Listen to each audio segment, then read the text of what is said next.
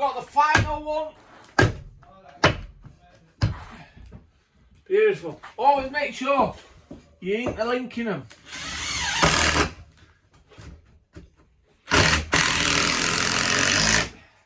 You know what I mean? Because if you don't want these to be weak. So we screw them in from the sides, screw them in from the top, and then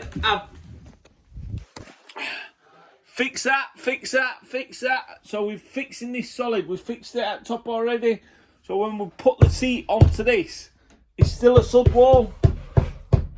And for it to come out, all that would have to come out. You know what I mean? So we've done as much as we can do on the stud wall. And it'll be beautiful.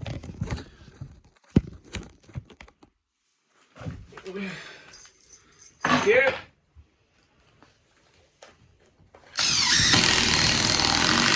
Put the installation back in.